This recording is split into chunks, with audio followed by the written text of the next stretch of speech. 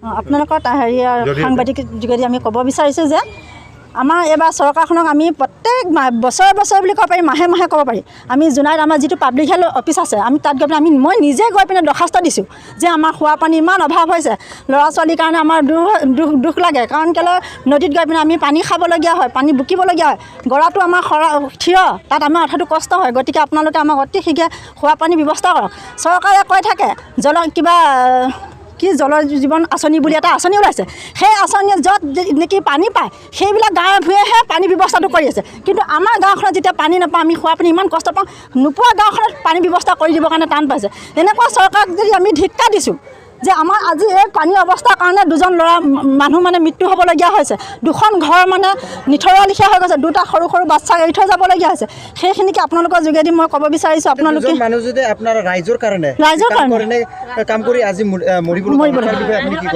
গতিকে আৰু ভৱিষ্যত যেন এনেকুৱা যেন নহওক, চৰকাৰে ব্যৱস্থা কৰি দিয়ক, খোৱা পানীৰ ব্যৱস্থা কৰি দিব বুলি মই আপোনালোকৰ যোগেদি আহ্বান জনাইছোঁ। আমি চৰকাৰক আহ্বান জনাইছোঁ, এই দুটা দুখীয়া পৰিয়ালৰ ঘৰক যেনিবা চৰকাৰে কিবা এটা সংস্থাপন দিয়ে, তাৰ বাবে আমি চিমেণ্ট কৈৱৰ্ত গাঁৱৰ ৰাইজে হয়, মই আপোনালোকক আহ্বান জনাইছোঁ, আপোনালোকৰ যোগেদি কিবা এটা সংস্থাপন কৰি দিয়ে যেন। এই আমাৰ ক'বলগীয়া প্ৰাৰ্থনা। আপুনি কি ক'ব? আজি এই ডাঙৰ প্ৰকাণ্ড ঘটনাটো সংঘটিত হ'বলৈ পাইছে খোৱা পানীৰ অভাৱৰ কাৰণে।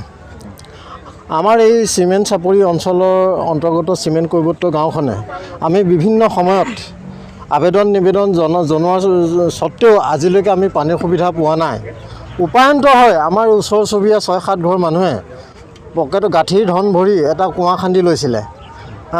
আজি হঠাতে বতৰ বেয়া হ'ল, মটৰ নচলা হ'ল, মিস্ত্ৰী আনি আজি কিয় কুঁৱাৰ পৰা পানী উলিয়াব পৰা নাই, সেই সম্পৰ্কে আজি মিস্ত্ৰী আৰু আমাৰ কুঁৱাৰ মালিক দুজনমানে গৈ কি হৈছে প্ৰব্লেমটো চাইছিলেগৈ।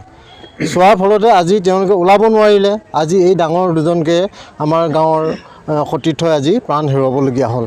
আমাৰ এই ঘটনাটো ঘটিছে মেইন আমাৰ পানীৰ অভাৱৰ দুখত এই ঘটনাটো ঘটিব পাৰিছে। আমি বিভিন্ন আবেদন নিবেদন জনাই আছোঁ যদিও আজি পৰ্যন্ত আমি চিমেণ্ট কৈৱৰ্ত গাঁৱত পানীৰ ব্যৱস্থা পোৱা নাই। এতিয়া আপোনালোকে চৰকাৰক কি আহ্বান জনাব?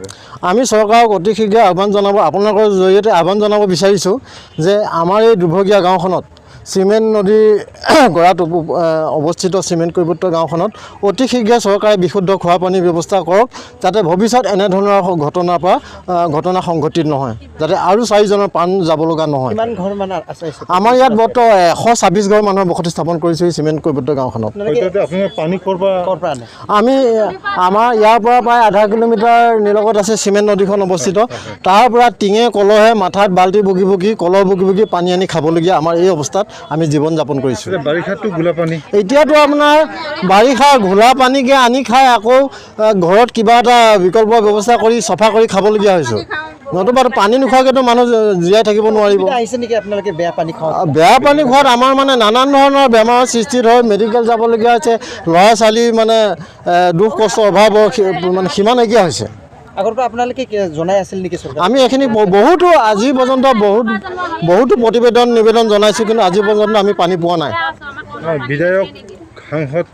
বিধায়ক মহোদয়, সাংসদ মহোদয়, আমি সকলোকে জনাইছোঁ, বিভিন্ন সময়ত বিভিন্ন প্ৰতিবেদন জনাইছোঁ। তেখেতলোকে আশ্বাস দিয়ে কিন্তু কামটো নকৰে।